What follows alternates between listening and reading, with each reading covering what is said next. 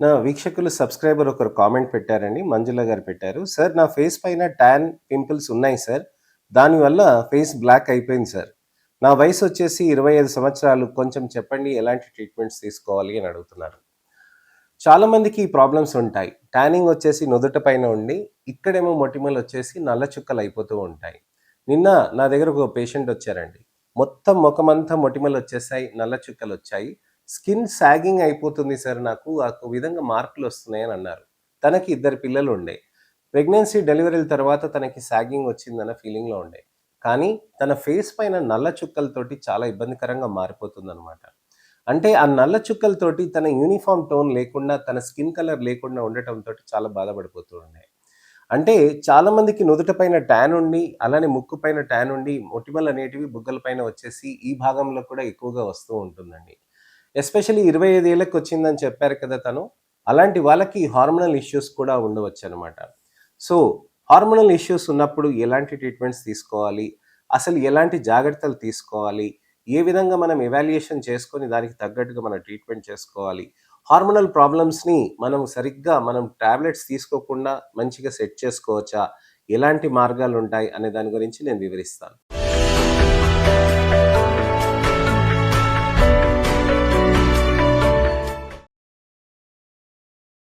నేను మీ doctor Raj Kirit, Celestee skin laser and hair clinic, Jubilee Hills, LB Nagar, Kokapet మరియు సన్ సిటీలో chief and founder dermatologist and hair transplant సర్జన్‌గా ప్రాక్టీస్ చేస్తున్నానండి.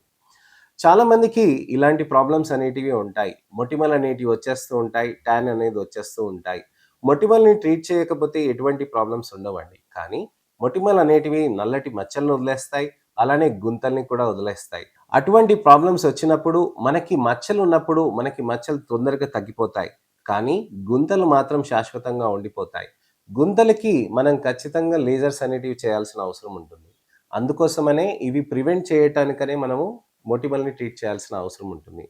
మొటిమలు ఉండటంతోటి చాలామందికి డిస్ట్రెస్ అవుతూ ఉంటారనమాట. అంటే చాలా అపోహ పడిపోతూ, చాలా లోగా ఫీల్ అయిపోతూ ఉంటారనమాట. ఏదో ప్రాబ్లమ్ అయిపోతుంది నా బాడీలో అన్న ఫీలింగ్‌లో ఉంటారనమాట.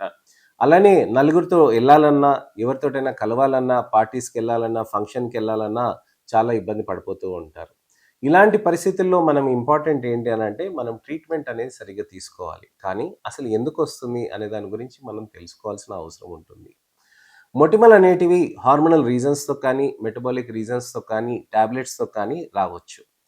మొటిమలనేటివి హార్మోన్స్ తోటి చాలా కామన్‌గా వస్తాయి. యంగ్‌స్టర్స్‌లో అంటే వయసులో ఉన్న అమ్మాయిలకు కానీ, అబ్బాయిలకు కానీ, లేకపోతే పెద్దవాళ్ళకి కూడా ప్రెగ్నెన్సీలో కూడా, డెలివరీ తర్వాత కూడా మొటిమలనేటివి వచ్చే ఛాన్సెస్ ఉంటాయి. మొటిమలనేటివి ఎందుకొస్తాయి? ఏ విధంగా జరుగుతున్నాయి మార్పులు అనంటే, మన చర్మంలో విపరీతంగా ఆయిల్ గ్లాండ్స్ అనేటివి యాక్టివ్‌గా ఉంటాయి. ఈ యాక్టివ్ ఉన్న ఆయిల్ గ్లాండ్స్ మనకి హార్మోనల్ తోటి ఇంకా ఎక్కువ యాక్టివ్ అవుతాయన్నమాట. వాటినే హైపర్ యాక్టివ్‌గా, హైపర్ రియాక్టివ్ సెబేషియస్ గ్లాండ్స్ అని అంటారనమాట. సెబేషియస్ హైపర్‌ప్లేసియా అంటే ఆయిల్ గ్లాండ్స్ అనేటివి లావుగా అయిపోతాయి. ఒక 1 ఎంఎల్ ఉదాహరణకు చెప్తున్నానండి. ఒక 1 ఎంఎల్ ఆయిల్ మనకి ప్రొడక్షన్ కావాలి అని ఒక ఆయిల్ గ్లాండ్ నుంచి అనుకుంటే, అది 10 ఎంఎల్‌కి పెరిగిపోతుందనమాట. 10 ఇంతలుగా పెరిగిపోతుందనమాట. సో, ఆయిల్ అనేది ఎక్కువగా రావటంతోటి మన చర్మం పైన ఆయిలీనెస్ కూడా పెరుగుతూ ఉంటుంది. చాలామంది చెప్తూ ఉంటారు గదా! సార్ నా ఫేస్ బాగా ఆయిలీగా అయిపోయింది అని. ఆ ఫేస్ ఆయిలీగా అయిపోవటానికి మెయిన్ కారణం వచ్చేసి హార్మోనల్ ఇంపాక్ట్ మొటిమల మీద మన ఆయిల్ గ్లాండ్స్ మీదకి వచ్చేస్తుందనమాట. ఈ ఆయిల్ గ్లాండ్స్ మీద ఎప్పుడైతే వస్తుందో, ఆ ఆయిల్ వస్తూ ఎక్కడైనా ఇరుక్కుపోవచ్చనమాట. ఆ ఇరుక్కుపోయినప్పుడే దాన్ని కొమిడోన్స్ అని అంటారు. ఈ కొమిడోన్స్ అనేది మనకి చిన్న చిన్న బొడుపుల్లాగా ఉంటాయన్నమాట. పిన్ హెడ్ సైజ్ అని అంటాం. మనం గుండు సూది పైన ఉంటది చూడండి. అంత సన్నటిది కొమిడోన్స్ అనేటివి ఇక్కడ ఉంటాయన్నమాట. ఈ కొమిడోన్స్ అనేటివి చర్మం పైన ఇక్కడ ఈ భాగంలో ఎక్కడైనా రావచ్చనమాట. సో, ఈ కొమిడోన్స్‌లో మనకి బాక్టీరియా లోపలికెళ్ళిందనుకోండి, అక్కడ ఆయిల్ ఉంటుంది గదండీ! బాక్టీరియా ప్రొపినోబాక్టీరియం యాక్నెస్ అని అంటాము. ఈ బాక్టీరియా అనేది లోపలికి క్రీప్ అయిపోయి అక్కడున్న ఆయిల్‌ని మొత్తం తినేస్తుందనమాట. తినేసినప్పుడు మనకి చీములాగా కట్టేస్తుంది. ఆ చీములాగా కట్టేసినప్పుడు ఏమవుతుంది? అక్కడ విపరీతంగా మనకి చీము పట్టేసి పింపుల్‌గా అయిపోతుందనమాట. దాన్నే పాపులర్ యాక్నే గాని, పస్టులర్ యాక్నే కానీ అంటాం. లావుగా అయిపోయిందనుకోండి దాన్ని నాడ్యులర్ యాక్నే అని అంటారు. నాడీలో సిస్టిక్ యాక్నే అంటారు. బాగా చీము గడ్డ కట్టేసిందనుకోండి దానికి అది అంటారు. అయితే ఫస్ట్ స్టేజ్‌లో ఉన్నప్పుడు మనకి మంచి ట్రీట్మెంట్స్ అనేటివి ఉంటాయండి. కొమిడోలైటిక్ క్రీమ్స్ కొన్ని ఉంటాయి. సాలిసిలిక్ యాసిడ్ క్రీమ్స్ కానీ, మాండలిక్ యాసిడ్ క్రీమ్స్ కానీ, గ్లైకాలిక్ యాసిడ్ క్రీమ్స్ కానీ ఇలాంటివి అజిలిక్ యాసిడ్ క్రీమ్స్ కూడా బాగా పనిచేస్తూ ఉంటాయి. ట్రెటినాయిన్ బేస్డ్ క్రీమ్స్ కూడా బాగా పనిచేస్తూ ఉంటాయి. కానీ మనకి ఇవి దొరుకుతున్నాయి కదా అని ఇష్టమున్నట్టుగా తీసుకొని వాడుకోవద్దండి. ట్రెటినాయిన్ క్రీమ్స్ చాలా స్కిన్ని సెన్సిటివ్ చేస్తుందండి. Azelaic acid, glycolic acid, mandelic acid కూడా స్కిన్ని సెన్సిటివ్ చేస్తుందనమాట. మీరు మాయిశ్చరైజర్ పెట్టుకోవాల్సిన అవసరం ఉంటుంది. ఈ క్రీమ్స్ అరగంట వరకు మాత్రమే పెట్టి ఇమ్మీడియట్‌గా వాష్ చేసి ఇమ్మీడియట్‌గా మాయిశ్చరైజర్ అనేది చేయాలనమాట. మీరు మాయిశ్చరైజర్ పెట్టినాక మళ్ళా దాని మీద సీరమ్స్ ఏమైనా పెట్టవచ్చు. కానీ ఫస్ట్ అయితే ఈ క్రీమ్స్ అనేది పెట్టాల్సిన అవసరం ఉంటుంది. అలానే నెక్స్ట్ స్టేజ్‌లో ఉన్నప్పుడు మనకి క్లిండామైసిన్ కానీ, నాడిఫ్లాక్ససిన్ కానీ ఇలాంటి అనేక రకమైన యాంటీబయాటిక్ క్రీమ్స్ అనేటివి అవైలబుల్‌గా ఉంటాయి.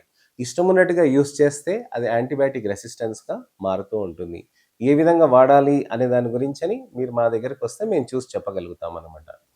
మొటిమలు అనేటివి ఈ విధంగా ఉన్నప్పుడు మనం లేజర్స్, పీల్స్ అనేటివి మనం చేసుకోవచ్చండి. లేజర్ అంటే ఏంటి? ఏ విధంగా చేస్తారు? ఒక కార్బన్ అనేది అప్లై చేసి లేజర్ తోటి దాన్ని మొత్తం పీల్ ఆఫ్ చేస్తారు. అది మొత్తం పీల్ ఆఫ్ చేయటంతోటి చర్మంలో అక్కడ ఉన్న నలుపు కూడా తగ్గుతుందండి. టెక్స్చర్ కూడా తగ్గుతుంది. మొటిమలు రెడ్‌నెస్ వస్తాయి చూడండి. రెడ్ పింపుల్స్ అని అంటారు చూడండి. ఆ రెడ్ పింపుల్స్‌ని కూడా అది నెమ్మదిగా తగ్గిస్తూ ఉంటుంది. అలానే చీము కూడా తగ్గిస్తూ ఉంటుంది. టెక్స్చర్ కూడా స్మూత్‌గా అవుతూ ఉంటుంది.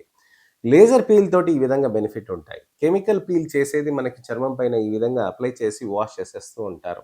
దీంతోటి మన స్కిన్‌లో మంచి టెక్స్చర్, అలానే పిగ్మెంటేషన్ తగ్గటం, అలానే మనకి ఇంపార్టెంట్ ఏంటంటే పింపుల్స్ కరగటం అనేది జరుగుతూ ఉంటుంది.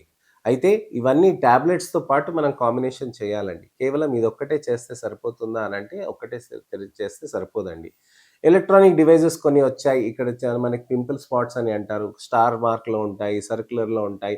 పింపుల్ ప్యాచెస్ అని అంటారు. ఇవన్నీ పింపుల్ ప్యాచెస్‌లో కూడా ఇవే క్రీమ్స్ ఉంటాయండి. ఇవే క్రీమ్స్ అవన్నీ పెట్టటంతోటి మనకక్కడ నెమ్మదిగా కరుగుతూ ఉంటుంది.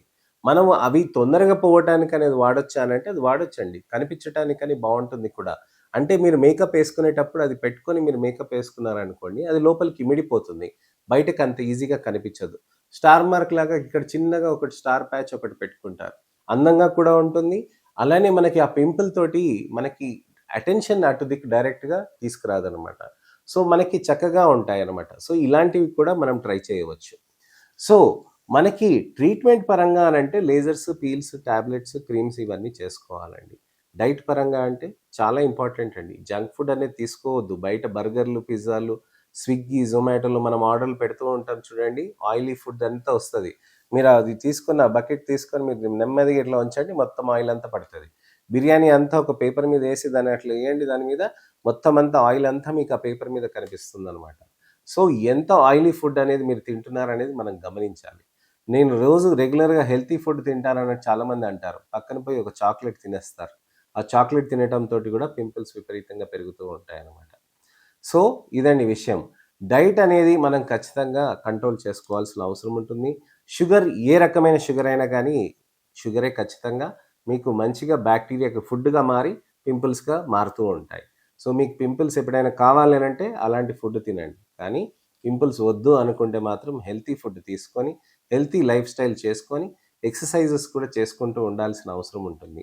ఎక్సర్‌సైజ్‌కి, మొటిమలకి ఏంటి సంబంధం అనంటే నా పీసీఓఎస్‌కి నేనొక వీడియో పెట్టానండి. నా ఛానెల్‌లో ఒక 3 డేస్ ముందు ఒక వీడియో పెట్టాను. ఆ వీడియోలో నేను మీకు చెప్పాను. పీసీఓఎస్ అంటే సంబంధం ఏంటి? అసలుకి ఏ విధంగా ఉంటుంది? ఎక్సర్‌సైజ్‌కి దీనికి ఏంటి సంబంధం అనే దాని గురించి కూడా నేను వివరించాను. నెక్స్ట్ ఇన్ఫర్మేషనల్ అవేర్‌నెస్ వీడియోలో మీకు అసలు ఎక్సర్‌సైజ్ చేస్తే చర్మానికి, వెంట్రుకలకి ఏ విధంగా బెనిఫిట్ అవుతది అనే దాని గురించి కూడా నేను మీకు చెప్తాను. నెక్స్ట్ ఇన్ఫర్మేషనల్ అవేర్‌నెస్ వీడియో తోటి మళ్ళీ నేను మీ ముందుకు రావాలనంటే నా ఛానెల్‌ని సబ్స్క్రైబ్ చేసుకొని నోటిఫికేషన్ బటన్ నొక్కండి. నా ఈ వీడియోని లైక్ చేసి అందరికీ షేర్ చేయండి. ఎవరికైనా మొటిమలతో బాధపడుతున్నారు, ట్యానింగ్‌తో బాధపడుతున్నారు, ట్రీట్మెంట్ కావాలనుకుంటున్నారనంటే వాళ్ళకి ఈ వీడియోని షేర్ చేసి ఫస్ట్ నుంచి లాస్ట్ దాకా చూడమని చెప్పండి. సందేహాలు కానీ, అపోహలు కానీ, ప్రశ్నలు ఉంటే గనక తప్పకుండా నాకు కామెంట్ సెక్షన్‌లో పెడితే దానికి తగ్గట్టుగా ఇవాళ చెప్పాను కదండీ! అలానే వీడియో రిప్లై కానీ నేను ఎప్పుడైనా గానీ చేస్తాను. నెక్స్ట్ వీడియోలో మళ్ళీ కలుస్తాను. అంతవరకు సెలవు. నేను మీ doctor Raj Kirit. Celestee skin laser and hair clinic, Jubilee Hills, LB Nagar, Kokapet మరియు సన్ సిటీలో chief and founder dermatologist and hair transplant సర్జన్‌గా ప్రాక్టీస్ చేస్తున్నానండి. నమస్తే.